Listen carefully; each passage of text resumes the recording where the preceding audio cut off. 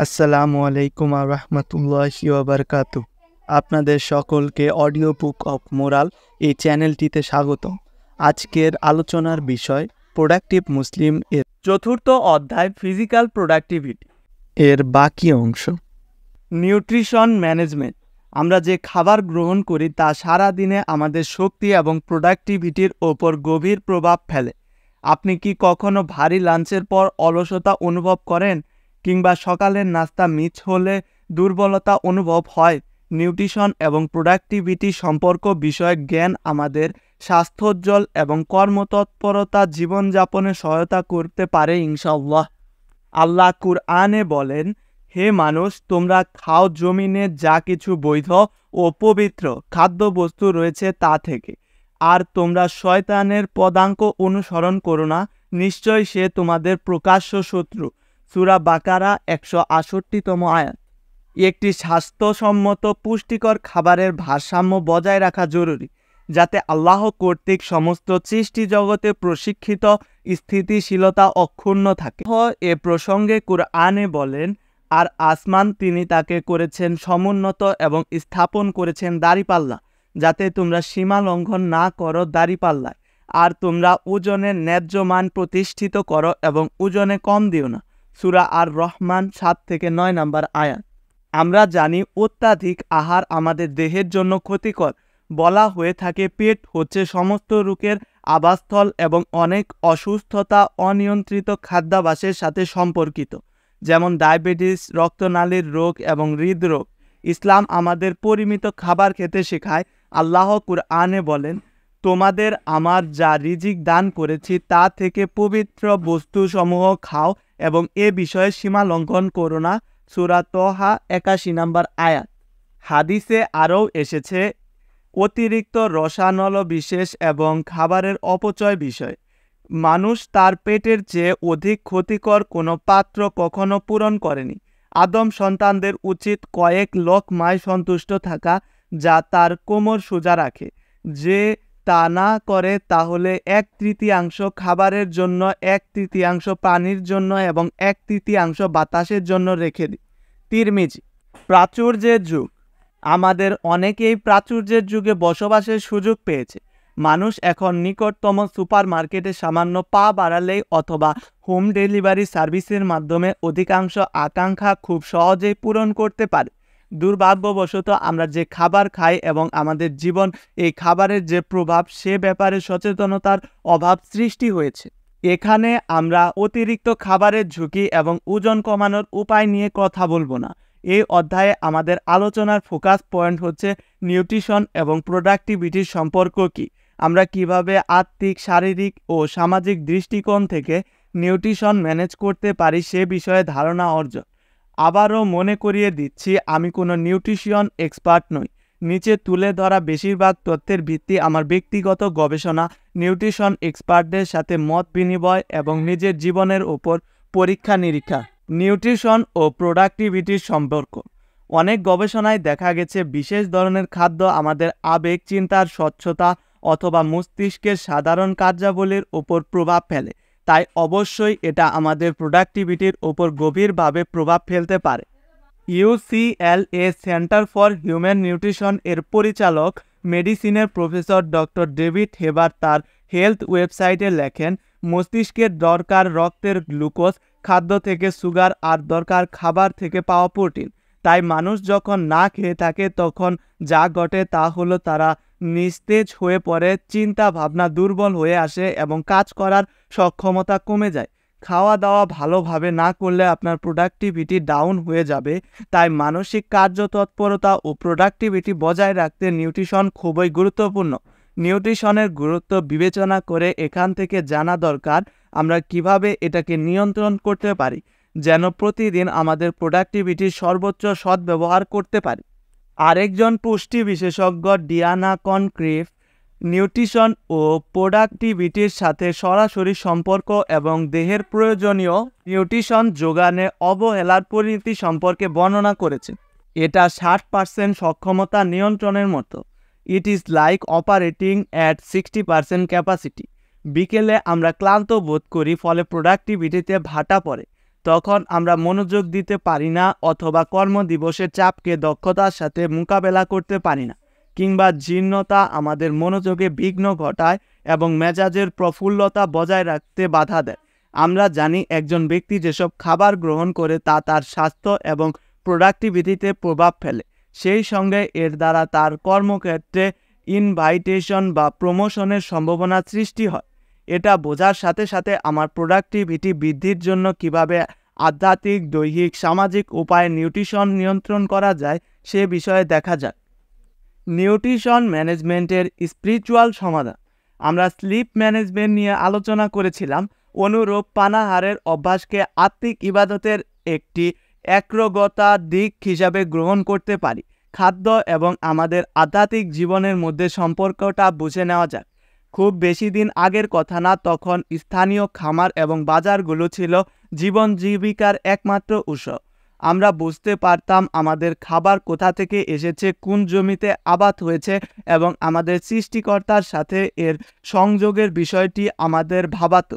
আজকের খাদ্য শিল্পের বিশ্বায়ন এবং ক্রমবর্ধমান নাগরিকায়নের ফলে আমরা পৃথিবীর সেই সংযোগটি হারিয়ে ফেলেছি।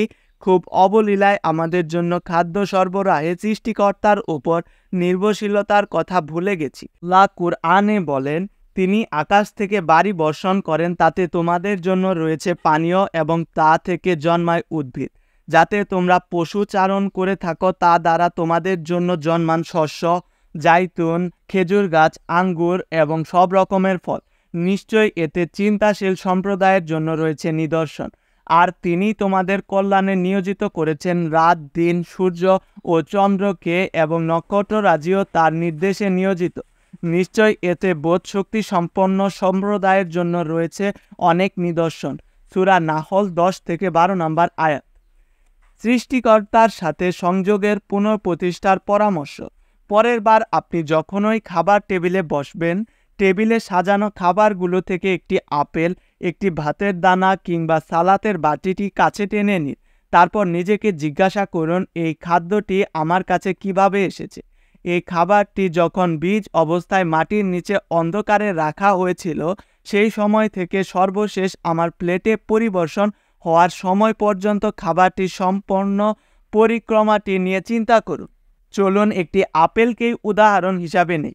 আপেলটি প্রথমে একটি বীজ থেকে গাছ হিসাবে বেড়ে উঠতে শুরু করে। এরপর গাছটি একটি নির্দিষ্ট সময় পর ফল দিয়েছে। এটাকে সংগ্রহ করা হয়েছে, শিপিং করা হয়েছে, প্যাকেটজাত করা হয়েছে, বাজারজাত করা হয়েছে, দোকানে সুন্দর করে সাজানো হয়েছে। সবশেষে আপনার কষ্টের উপার্জিত টাকার পার্শ্ববর্তী কোনো দোকান থেকে কিনে আনা হয়েছে।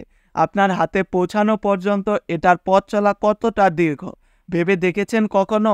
আবারও বলছি, একবারও কি ভেবে দেখেছেন এই খাদ্যটি আপনার কাছে পৌঁছাতে কতটা পথ পাড়ি দিয়েছে? আপেলটি আপনার হাতে তুলে দিতে কত মানুষকে এর পেছনে শ্রম দিতে হয়েছে কল্পনা করা যায়? শুধু এটাই চিন্তা করলে আপনার বিস্ময়ের অন্ত থাকে না। আপনার খাবার প্লেটে পরিবেশন করতে নানাবিধ শিল্প ও কর্মোদ্যোগের দৃশ্যের পেছনে এই সচেতন শৃঙ্খলাবোধ সম্মিলিত প্রচেষ্টা আল্লাহর পক্ষ থেকে সত্যি এক বড় নিয়ামত। এই চিন্তার অনুশীলন আপনার হৃদয়ে উষ্ণতা ছড়িয়ে দেবে এবং হাতের নাগালে পর্যাপ্ত খাবার সরবরাহের অনুগ্রহের জন্য আল্লাহর কাছে আপনাকে কৃতজ্ঞ হতে উদ্যত করবে। এই অনুশীলন আমাদের খাদ্য সচেতন এবং এর উৎস সম্পর্কে ভাবনা চিন্তার ব্যাপারে দায়িত্বশীল হতে অনুপ্রাণিত করে। খাদ্যের উৎসের ব্যাপারে আপনি যত বেশি সচেতন হবেন, তত বেশি হালাল, স্বাস্থ্যকর, জৈব, তরতাজা, স্থানীয় উৎপাদিত খাদ্য পছন্দে সচেতন হয়ে উঠবেন, যেটা আপনার ফিতরার বা প্রকৃতির স্বভাবের উপযোগী। আপনি উন্নয়নশীল দেশের কৃষকদের ন্যায্য মূল্য পরিশোধ করবেন, যাতে তারা তাদের উপযুক্ত পারিশ্রমিক অর্জন করতে পারে। এটা হচ্ছে হালাল বা ভালোর সামগ্রিক বুঝ। খাদ্যের উৎসের ব্যাপারে আমাদের বুদ্ধিভিত্তিক এবং আধ্যাত্মিক জ্ঞানের উপর ভিত্তি করে উন্নত খাদ্য সচেতনতা চর্চা আপনার স্বাস্থ্যের উন্নতি এবং প্রোডাক্টিভিটি বৃদ্ধিতে আরও ভালো নিউট্রিশন গ্রহণে সহায়তা করবে। রোজা ও নিউট্রিশন। রোজাকে নিউট্রিশন ম্যানেজের সেরা উপায় বলে মনে নাও হতে পারে, যেহেতু এটি একটি নির্দিষ্ট সময় পর্যন্ত আমাদের নিউট্রিশন গ্রহণ থেকে বিরত রাখে। কিন্তু একের পর এক বিভিন্ন গবেষণায় রোজার স্বাস্থ্যের উপকারিতা এবং পরিমিত রোজা শরীরের জন্য কি অসাধারণ একটি স্বাস্থ্যকর ব্যায়াম তা প্রমাণিত হয়েছে। মাইকেল মোসলের সাম্প্রতিক এক গবেষণা থেকে সপ্তাহে 2 দিন উপবাস আমরা এখানে রোজার কথা বিবেচনা করতে পারি ডায়েটের উপকারী প্রভাব সম্পর্কে জানা যায়। ডায়েটের এই গবেষণা হয়েছিল 500 মহিলা ও 600 পুরুষ অংশগ্রহণকারীর ওপর, যেখানে তাদের সপ্তাহের 5 দিন স্বাভাবিক খাবার এবং বাকি 2 দিন স্বাভাবিক ক্যালোরি গ্রহণ মাত্রার 1/4 গ্রহণ করতে দেওয়া হয়। ফলাফল তাদের ওজন কমে যায় এবং ডায়াবেটিস, হৃদরোগ এবং স্মৃতিভ্রমের ঝুঁকি হ্রাস পায়। মুসলিম হিসাবে প্রতি সপ্তাহে 2 দিন সোমবার ও বৃহস্পতিবার আমাদের রোজা রাখার পরামর্শ দেওয়া হয়েছে। নবীজির আমল থেকে আমরা এ বিষয়ে উৎসাহ পাই। উসমান ইবনে জাইদ রাদিয়াল্লাহু তাআলা আনহু এর আজাদকৃত গোলাম থেকে বর্ণিত, তিনি উসামা রাদিয়াল্লাহু তাআলা আনহু এর সাথে তার কোনো মালের সম্বন্ধে ওয়াদিউল কুরার যান। উসামা রাদিয়াল্লাহু তাআলা আনহু প্রতি সোমবার ও বৃহস্পতিবার রোজা পালন করতেন। তার মুক্ত দাস তাকে জিজ্ঞাসা করলেন, আপনি সোমবার ও বৃহস্পতিবার কেন রোজা রাখেন, অথচ আপনি একজন বৃদ্ধ মানুষ? উত্তরে তিনি বললেন, নবীজি সাল্লাল্লাহু আলাইহি ওয়াসাল্লাম সোমবার ও বৃহস্পতিবার রোজা রাখতেন। তাকে এর কারণ জিজ্ঞাসা করা হলে তিনি বলেন, সোমবার ও বৃহস্পতিবার আল্লাহর নিকট বান্দার আমলসমূহ পেশ করা হয়। আবু দাউদ 2436। রোজা কেবল আপনার স্বাস্থ্যের উন্নয়নে সহায়তা করে না, এটি রোজার দিনগুলোতে আপনার খাই মনোবৃত্তি কমাতে সাহায্য করে। এরপর কি খাবো, কি নাস্তা করব, সারাক্ষণ এরকম খাই মনোভাবের থেকে অর্ধেক দিন পর্যন্ত নিজেকে মনোযোগ সরিয়ে হাতের গুরুত্বপূর্ণ কাজটি সম্পন্ন করতে মনোনিবেশ করতে পারবেন। আমার পরবর্তী রমজান ও প্রোডাক্টিভিটি অধ্যায়ের রোজা নিয়ে গভীর আলোচনা করব। নিউট্রিশনের প্র্যাকটিক্যাল স্পিরিচুয়াল সমাধান।